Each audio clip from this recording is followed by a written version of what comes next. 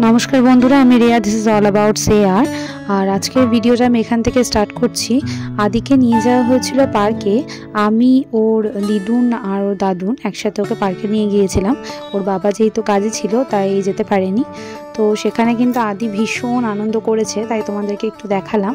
এই first time কিন্তু আদিকে পার্কে নিয়ে যাওয়া হলো।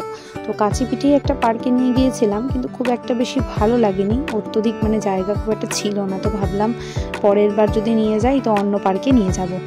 তো বেশ ভালোই মজা করেছে আদিও, খানিকক্ষণ ছিলাম। তো সেটাই তোমাদের সাথে একটু শেয়ার করলাম। আর তারপরে যখন বাড়িতে চলে এলাম আদির জন্য আজকে রাতে ডিনারটা আমি প্রিপেয়ার করে নিচ্ছি।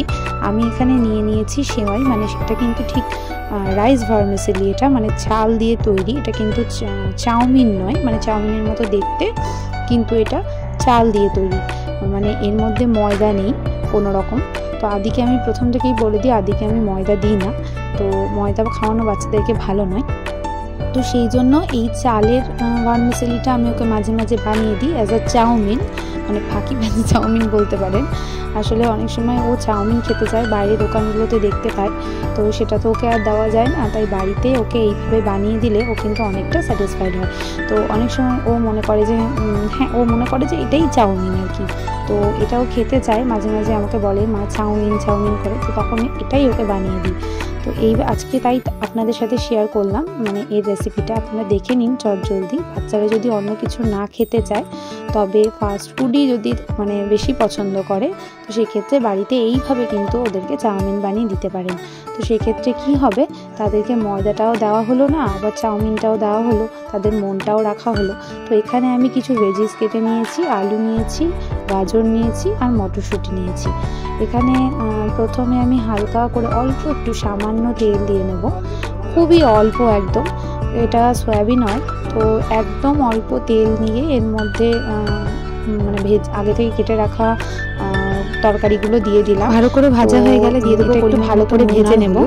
এর মধ্যে কিন্তু আমি আর কোনো রকম মশলা ইউজ করিনি, তো এটা এমনিই খেতে ভালো লাগে। তো একটু পরিমাণ মতো নুন আর হলো, যদি আপনাদের বাচ্চারা চিনি বা অন্য কিছু খায় তো একটু পরিমাণ দিতে পারেন, কিন্তু আমি দিই না আদিকে সেরকম। তো আমি নুন আর হলুদটা দিয়ে এটা ভালো করে ভেজে নেব।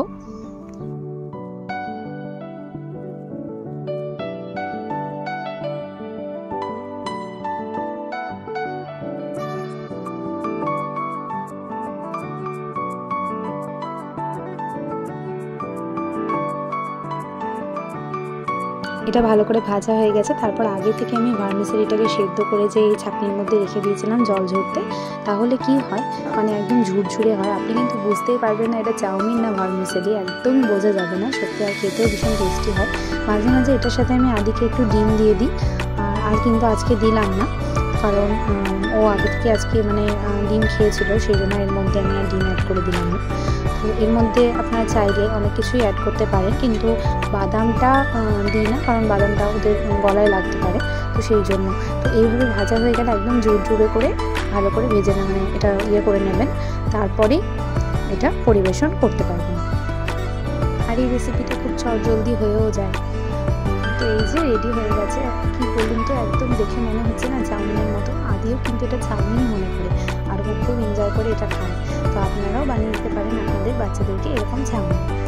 তো আজকের ভিডিওটা আপনাদের কেমন লাগলো অবশ্যই আমাকে কমেন্ট করে জানাবেন। আপনাদের সাথে শেয়ার করলাম আজকের এই রেসিপিটা, তো আমারও ভালো লেগেছিল, সেই জন্য তোমাদের সাথে শেয়ার করলাম।